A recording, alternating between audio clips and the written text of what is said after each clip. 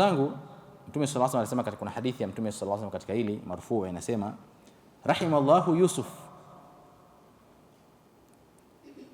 Allah amrehemu Nabii Yusuf alayhi salam, laula kalimatahu, kama sio neno lake la kusema nikumwambie mfalme anikumbuke, ma labitha fi sijni tuli ma labitha, asingekaa jela kwa miaka aliyokaa jela. Haya maneno ya Mtume sallallahu alaihi wasallam baada ya kuwasomea maswahaba kisa cha Nabii Yusuf alayhi salam. Neno gani? Udhkurni inda rabbik, hebu mkumbushe mfalme, nimtaje mfalme, muelezee kuna mtu yuko jela ana shida. Hiyo peke yake imefanya miaka iongezwe kwa Yusuf, kwa sababu alikimbilia kwa connection ya binadamu akamwacha Allah subhanahu wa ta'ala. Hasan al-Basri baada ya kuwa anaelezea hadithi ya Mtume sallallahu alaihi wasallam alilia sana, akasema, nahnu idha nazala bina amrun, sisi tunapopatwa na matatizo sisi, faza'na ila nas, tunakimbilia kuelezea watu. Shekhi bwana, nakutegemea wewe tu, tatizo langu ni wewe tu shekhi. Yani subhanallah, tena unasawa tu kusema baada ya Mwenyezi Mungu ni wewe tu shekhi, yani sina mwingine wa kumkimbilia. Sasa haya maneno ndugu zangu yanakwenda tofauti kabisa na kumkimbilia Mwenyezi Mungu subhanahu wa ta'ala, na yanakwenda tofauti kabisa na kujitambua wewe kama ni Muislamu unatakiwa umlilie nani, na yanajitokea katika nafsi zetu. Wewe rudisha mkanda wako nyuma wa matatizo na mambo, angalia watu gani uliowakimbilia. Hatukatazi kusaidiana katika shida za kibinadamu, lakini ninachotaka kusisitiza katika mhadhara wa leo, uwe tayari faili lako la matatizo liko kwa Mwenyezi Mungu, tayari umeshalipeleka. Sasa ukutafuta kwa wanadamu zile ambazo wanaweza kukusaidia, hii ni taawunu ala albirri wattaqwa, ni kusaidiana katika mambo mema na ucha Mungu. Ndugu yangu Muislamu, saa nyingine tuna haraka sana na hatujui kama Mwenyezi Mungu ametujibu dua zetu. Unaomba mara 2 mara 3 haijatokea unachokitaka. Bana, nimeomba sana bana. Mimi napata simu nyingi sana za watu, shekhe nimeomba sana bwana, shekhe mlilie Mwenyezi Mungu kwenye mswala, shekhe nimelia sana, nimeomba sana. Yani maana sasa nimechoka. Sasa unataka nini yani? Sasa wewe kuwa na yakini kwamba unachokiomba kwa Mwenyezi Mungu subhanahu wa ta'ala atakujibu. Mwenyezi Mungu asema inni qarib, mimi nipo karibu. Yani sio maneno mepesi haya.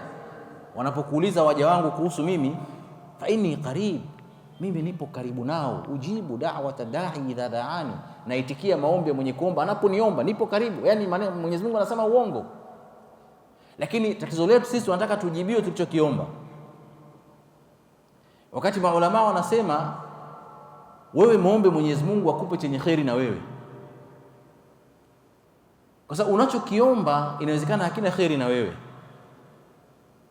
Allah akapokea dua yako akakupa chenye kheri na wewe, lakini kwa sababu hujakiona unaweza kuweka dhana mbaya kwa Mwenyezi Mungu subhanahu wa ta'ala. Na dhana mbaya ndugu zangu ni madhambi makubwa, kumdhania Mwenyezi Mungu vibaya kwamba hajibu dua, hajanikubalia. Sio kweli. Hakuna mtu ambaye ameomba hajajibiwa na Mwenyezi Mungu, hakuna. Lakini amejibiwa kwa njia nyingine, na Mwenyezi Mungu akikujibia dua yake kwa chaguo lake yeye, wanazuoni wanasema ni bora zaidi kuliko kujibu dua uliomba wewe, kwa sababu chaguo la Mwenyezi Mungu siku zote ni jema. Mfano, tunasoma surati al-Kahf kila siku ya Ijumaa. Maulama wanazungumzia kisa cha ashabu safina, ambao ni watu maskini ya amaluna fil bahr, wanatafuta riziki yao kwa kubeba mizigo kutoka sehemu ya nchi kavu mpaka nchi, yani baharini au mtoni au ziwani. Ndio kazi yao, kusafirisha abiria na mizigo. Wamemsaidia Nabii Musa alayhi salam na Al-Khidri, wamewaona ni watu maskini, nguo zao zimechakaa, wamesafiri muda mrefu, free of charge. Maulama wanasema hawa walikuwa ni wacha Mungu. Kila wakiamka asubuhi wanamuomba Mwenyezi Mungu subhanahu wa ta'ala awape riziki ya halali. Wanamuomba Mwenyezi Mungu alinde chombo chao ambacho ndio masdari ya riziki dhidi ya uharibifu na dhoruba za bahari na kuzama. Kila wakiamka asubuhi, na hizi ni adhkari za sabaha na masaa, Muislamu anatakiwa aziombe. Umefundishwa na Mtume sallallahu alaihi wasallam katika kazi zetu, katika biashara zetu, katika usafiri wetu, ili Mwenyezi Mungu alinde. Lakini matokeo yake wamekwenda baada ya wameomba dua, wameomba Mwenyezi Mungu, wamewapa watu lifti, wametoa sadaka, lakini mwisho wa siku boti yao imetobolewa. Sasa wanahamisha scenario kutoka kwenye Qur'an kuzungumzia walivyokuwa wakiongea, yani baada ya tukio lile, kwamba kwa nini sasa tumetoka asubuhi tumeomba dua Mwenyezi Mungu alinde chombo chetu, tumetoa na sadaka, tumewasafirisha maskini wale hawana fadhila ya hovyo kabisa, wametutobolea boti yetu, kwa nini? Yani ile shakwa. Lakini Al-Khidr anamwambia Nabii Musa alayhi salam, ama safina ilikuwa ya maskini wanaofanya kazi baharini, nilitaka niitie aibu kwa sababu nyuma yao alikuwepo mfalme anataifisha kila boti ambayo haina dosari. Na kweli alivyokuja mfalme pale, kamata, leta, angalia, askari wa mfalme sasa, hii pelekeni huko, achieni hiyo, imetoboka hiyo. Dua yao imekubaliwa, haijakubaliwa? Imekubaliwa. Lakini kibinadamu unahisi dua yangu haijakubaliwa. Nimetoka asubuhi, nimeomba Mwenyezi Mungu alinde chombo changu, hajalinda, kimetobolewa. Na shetani anapita humo, naona dua yako imeenda wapi? Wewe utaomba dua na atakukubalia wewe? Dua mtu mwenyewe asi, unamwasi Mwenyezi Mungu, swala zako za kubip bip na nini, hivi nayo utakubaliwa dua wapi? Kwa hiyo anaanza kukutia shaka, anakata connection yako na Allah Subhanahu wa Ta'ala. Ndivyo maisha yetu jinsi yalivyo. Dua unaona haijakubaliwa, lakini subhanallah, wewe umeomba dua Allah kukunjulie riziki yako imebana. Mwenyezi Mungu akaangalia akasema, huyu mja wangu ana hili gonjwa la saratani litampata mwaka huu, gonjwa la saratani. Sasa nimfungulie riziki au nimuondoshee saratani? Hakushaurishi wewe, anakupa chenye kheri na wewe anakuepusha na lile gonjwa. Kwa dua yako uliomba kufungulia mlango wa riziki, lakini unabaki na nini? Na umaskini wako. Lakini unasema mimi nimeomba sana bana, nimeomba kweli bana, nimeomba dua usiku kucha nalia bana. Kwa maana ipi? Sijajibiwa, lakini subhanallah umejibiwa. Na hii kuna kisa ambacho kilimtokea Mtume sallallahu alaihi wasallam na mwanamke mmoja, nadhani maarufu, mmekishakisikia. Na kisa haya kinatoa mifano hai. Mwanamke wa Kiafrika ana kifafa, akaenda kwa Mtume sallallahu alaihi wasallam akamwambia, ya Rasulullah, dua zako makubula, naomba niombee dua Mwenyezi Mungu anipe shifa ugonjwa. Mtume sallallahu alaihi wasallam akasema, nakupa khiari, naweza nikakuombea dua ukapona, lakini wewe na maisha yako, lakini naweza nikamwomba ukaendelea na ugonjwa wako wa kifafa, lakini Allah akakulipa pepo. Chagua kati ya hizo mbili, upone ujitahidi kutafuta pepo mwenyewe, au baki na kifafa lakini guarantee pepo unayo. Yule mwanamke alikuwa muumina, akasema, ya Rasulullah, pepo, kifafa ndavumilia, pepo sasa, lakini niombe dua napoanguka nisikae uchi. Lakini anaanguka mbele za watu sokoni, wapi, nisikae uchi. Ndio Mtume akanyanyua mikono kumwombea stara anapokuwa ameanguka. Sasa hii ni direct kwa Mtume sallallahu alaihi wasallam. Lakini wewe chukulia sasa yale ambayo unamuomba Mwenyezi Mungu akupe, halafu unaona kama hupewi, unakosa yaqini na Mwenyezi Mungu, unakosa connection na Mwenyezi Mungu, unakosa mapenzi na Mwenyezi Mungu, unakosa ukaribu na Mwenyezi Mungu. Lakini ukichukulia kwamba Mwenyezi Mungu umeshanipa, lakini na hili naomba unipe, kwa hiyo unakuwa na yaqini kwamba Allah amekulipa, amekusikia dua yako, lakini unatafuta akupe cha ziada, na Mwenyezi Mungu anapenda kupewa vya ziada. Ndugu zangu, mshairi anasema, wa idha aratka baliyatun fasbiri laha, ukipatwa na mtihani usubiri. Sabra alkarimi fa innahu bika a'lam, subira kwa Allah subhanahu wa ta'ala, kwa sababu Allah anaifahamu tatizo lolipata. Wa idha shakauta ila ibn adam, kama utashtakia matatizo yako kwa mwanadamu mwenzako, inma tashkur rahima ila alladhi la yarham, ni kama vile unamshtaki Mwenyezi Mungu kwa mwanadamu mwenzako ambaye hana huruma. Mwenyezi Mungu hajanisaidia, wewe unaweza kunisaidia bana. Mshairi anasema hivyo. Kwa hiyo wakumkimbilia wa kwanza ni Allah subhanahu wa ta'ala. Ndugu zangu, mama mmoja anaitwa Khawla binti Thalaba. Khawla alikuwa ni mwanamke maskini katika mji wa Madina, na ameishi na mume wake Aus mpaka wamezeeka pamoja. Tabia za watu kishakuwa wazee, saa nyingine wanakuwa na kauli sio nzuri. Yule mzee akamwambia mke wake baada ya kugombana kubishana, akamwambia anti alayya ka dhahri ummi, wewe ni sawa na mamangu tu, naishi na mamangu hapa nyumbani. Neno zito kwa mila za Kiarabu. Akamwambia umeniambia maneno gani? Akaanza kukasirika, haiwezekani, lazima nikakushtaki kwa Mtume sallallahu alaihi wasallam. Akatoka katika muda ambao Mtume alikuwa hatembelewi, akaenda mpaka nyumbani kwa Mtume sallallahu alaihi wasallam, akaingia moja kwa moja. Aisha jaribu kumzuia, akashindwa, sema na mashtaka yangu.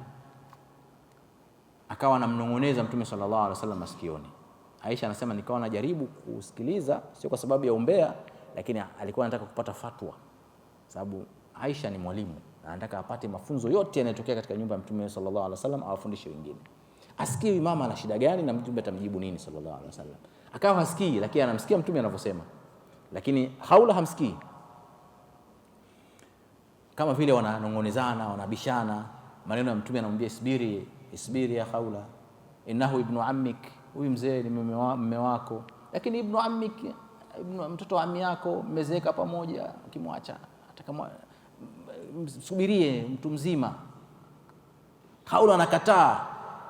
Alivyoona Mtume sallallahu alaihi wasallam anajaribu kutengeneza hiyo sulhu, asikilize mashtaka yake, akanyanyua mikono kwa Allah subhanahu wa ta'ala katika nyumba ya Mtume sallallahu alaihi wasallam. Ya Rabb, ya Mwenyezi Mungu, mimi nashtakia, nimedhalilishwa na mume wangu. Subhanallah, anateremsha mikono tu, zinashuka aya katika surati al-Mujadila, sura ya mwenye kujadiliana na Mtume sallallahu alaihi wasallam. Jibril anakuja kumwambia Mtume sallallahu, Aisha anasema nikamwona Mtume sallallahu alaihi wasallam amebadilika, nikajua wahi unashuka. Qad sami'a Allahu qawla allati tujadiluka fi zawjiha, Mwenyezi Mungu amesikia maneno ya mwanamke ambayo anajadiliana na wewe kuhusiana na mume wake. Wallahu yasma'u tahawurakuma, Mwenyezi Mungu anasikia minong'ono yenu. Watashtaki ila Allah, sio tu kwamba ni manong'ono, lakini mwanamke huyu ameshtakia kwa Mwenyezi Mungu subhanahu wa ta'ala, ameshtakia kwangu. Kwa maana baada ya kushtakia, baada ya kukimbilia kwa Mwenyezi Mungu subhanahu wa ta'ala, Mwenyezi Mungu anateremsha Qur'an chekesoma mpaka siku ya Kiyama. Mwanamke maskini, kama sio kisa hichi hakuna mtu angemuelewa hata jina lake. Qur'ani imeshuka kwa sababu gani? Ameelewa kwamba yuko Allah subhanahu wa ta'ala kumshtakia. Mwanamke huyu aliheshimika, aliishi muda mrefu sana, mpaka zama za Umar ibn Khattab. Kila aliyokuja kama amiri almu'minin au khalifa, jambo lolote alikuwa kumsikiliza Khawla kwanza. Sema mtu ambaye amesikiwa na Mwenyezi Mungu mbingu ya 7 akinyanyua mikono yake usiku, mimi niko hatarini. Kwa hiyo walikuwa wanamfuatilia kwa maana hiyo. Lakini darasa tunalolipata hapa ni kwamba Mwenyezi Mungu haangalii sura zetu. Inna Allaha la yanzuru ila suwarikum wala ila ajsamikum. Mwenyezi Mungu haangalii sura zenu, haangalii miili yenu, haangalii status zenu. Anachoangalia yanzuru ila qulubikum, anaangalia nyoyo zenu ziko karibu kiasi gani na yeye, zinamtegemea kiasi gani Allah subhanahu wa ta'ala. Kama kumwangalia huyu asingeangaliwa ni mama mzee maskini katika mji wa Madina anayesaidiwa na watu na sadaka zao, lakini Mwenyezi Mungu alimsikiliza kwa sababu amekimbilia kwake. Kisa cha mwisho ndugu zangu ni kisa ambacho kilimtokea Bi Aisha radhiallahu anha, maarufa hadithul ifk. Aisha amesingiziwa zina na walozusha walikuwa ni wanafiki katika mji wa Madina wakishirikiana na Wayahudi. Sifa mbili za Wayahudi na wanafiki zinafanana, kupiga vita Uislamu. Wakaona ndo fursa imetokea hii, wakazusha kwamba Bi Aisha radhiallahu anha amefanya zina, amefanya uchafu. Yale maneno yakaenea katika mji wa Madina mpaka yakafika kwa Mtume sallallahu alaihi wasallam, mpaka yakafika kwa masahaba, mpaka baadhi ya masahaba wakaamini. Sio masahaba tu, mpaka baadhi ya ndugu wa Abu Bakar wakaamini kwamba Aisha akafanya uchafu. Aisha hana habari, amerudi anaumwa, yuko ndani. Mama mmoja anemlea, siku moja kajikwaa, katika mila za Kiarabu kijikwaa unamlaani ambaye unamchukia. Kwa alivyojikoa akamlaani Mistah, akamwambia wewe unamlaani, wewe unamjua? Akamwambia Aisha, hujasikia stories za mjini? Sasa mimi sijasikia. Ikabidi amueleze. Aisha karikola, akaona kwamba ndio maana hata Mtume sallallahu alaihi wasallam amebadilika. Anaumwa lakini alikuwa anakuja anafungua tu pazia, anamwangalia kaifa halu, kivipi unaendeleaje, afa anafunga anaondoka zake. Hambembelezi, hakai naye, hamfuti jasho, hamlishi matunda kama alivyokuwa akifanya zamani. Lakini hakujua sababu. Akagundua kwamba kumbe ndio sababu Mtume amebadilika. Kwa hiyo Aisha anasema homa yangu ikaongezeka mara 2 kwa kusingiziwa. Ni binti mdogo sana. Mtume sallallahu alaihi wasallam ikabidi amuite mzee Abubakar na mama yake Aisha. Wakaenda mpaka kwa Aisha, Aisha akasimulia kisa hichi mwenyewe. Wakamwambia maneno mazito sana. Ya Aisha, ewe Aisha, kama hujafanya madhambi ya zina, sayubriukillah, kutoka mbingu ya 7 Mwenyezi Mungu atakutakasa na uchafu huo kutoka mbinguni. Wa in kunti almamti bidhambin, lakini kama umeteleza ukafanya dhambi, fastaghfirillahi wa tubi ilaihi, basi mtaki maghfira Mwenyezi Mungu na rudi kwa Mwenyezi Mungu. Subhanallah, maneno mazito yanatoka kwa Mtume sallallahu alaihi wasallam dhidi ya kipenzi wake, mke wake, ambaye ametangaza mara kadhaa kwamba anampenda kuliko binadamu yote katika mgongo wa ardhi. Kwa hayakuwa maneno mepesi kama ninavyoyazungumza mimi, yalikuwa ni maneno yanayotoka kwa uchungu mkubwa kutoka katika kifua cha Mtume sallallahu alaihi wasallam dhidi ya kipenzi wake, na hayakuwa ni maneno mepesi katika masikio ya Bi Aisha radhiallahu anha, ambaye anajua hakuna anayempenda zaidi kuliko Mtume sallallahu alaihi wasallam. Leo imefikia kumpa khiari 2, Mtume hajui amefanya au hajafanya. Anasema nikamgeukia baba yangu nikamwambia, ya aba ajibi nabii sallallahu alaihi wasallam, baba yangu mpenzi, mjibu Mtume sallallahu alaihi wasallam. Mjibu nini? Manake kwamba mimi usiseme haya maneno, mimi nimelea mtoto wangu vizuri, tabia zake nzuri, hawezi kufanya hicho kitu. Yani atetee binti yake, ndio mzazi wake anayemjua. Mzee Abubakar anaangalia chini, kamrudia mamake, ya amma ajibi nabii, mjibu Mtume sallallahu alaihi wasallam. Mama anaangalia chini. Aisha baada ya kuona si mme wake, si baba yake, si mama yake, si ndugu zake wa karibu, hakuna anayemwamini, akakumbuka yuko nani? Allah subhanahu wa ta'ala. Akamkimbilia akasema, mimi sina cha kusema, wallahu almusta'an ala ma tasifun, Mwenyezi Mungu ndio mwenye kutaka msaada kwa haya mnayozungumza. Fasabrun jamil, subira ni jambo jema. Wallahu almusta'an ala ma tasifun, namtaka msaada Mwenyezi Mungu kwa haya mlionizushia. Subhanallah, almusta'an Muhammad. Kwa haya maneno ikashuka surati Nur. Surati Nur, aya zote karibu 5 za mwanzo, dakika hiyo hiyo, yani Abubakar hajaondoka, mke wake hajaondoka, Aisha yuko pale pale, Mtume sallallahu alaihi wasallam amebadilika.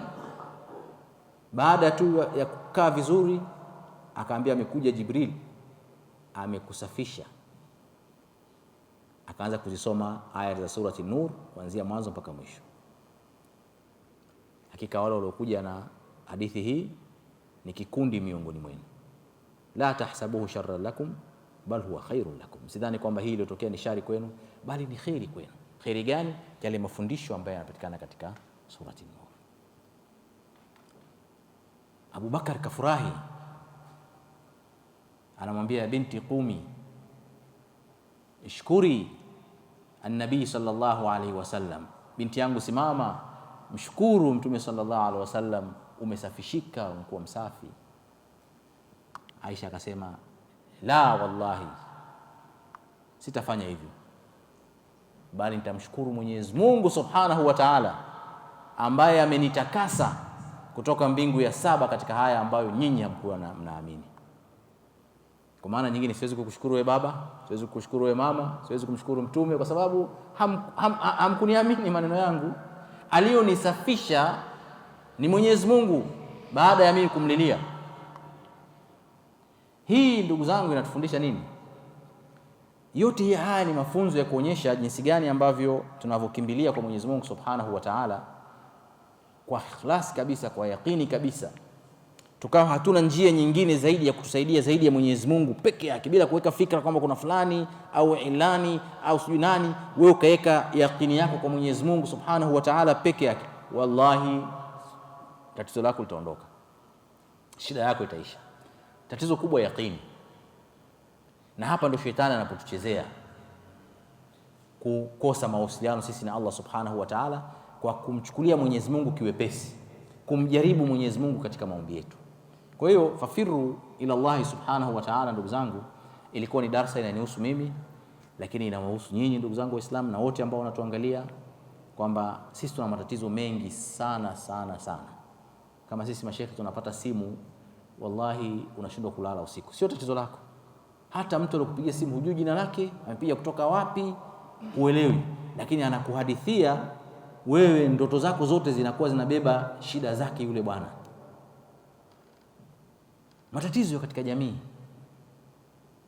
wengine mpaka shetani anawaingia, wanakwenda kuombewa na mitume wa Kikristo, sio mitume wa dini gani nyingine kule. Ukimuuliza nakwambia nimejaribu, nimefanya, lakini yote ni kukosa nini? Ni kukosa yaqini kwa Mwenyezi Mungu Subhanahu wa Ta'ala, ni kukosa connection ya Mwenyezi Mungu Subhanahu wa Ta'ala, kutambua kwamba wewe ni fakiri na hakuna kitu ambacho kinashindikana kwa Allah Subhanahu wa Ta'ala. Kwa hiyo hii darasa hiyo ni sababu ndugu zangu Waislamu ya kutusogeza sisi kwa Mwenyezi Mungu, kutengeneza connection na Allah Subhanahu wa Ta'ala katika yale ambayo yanatupitia katika maisha yetu, kazini, katika biashara, katika familia, katika watoto, katika maradhi, katika madeni, katika shida zote ambazo zinatukabili. Jazakumullahu khairan wa afwa minkum, wassalamu alaikum wa rahmatullahi wa barakatuh.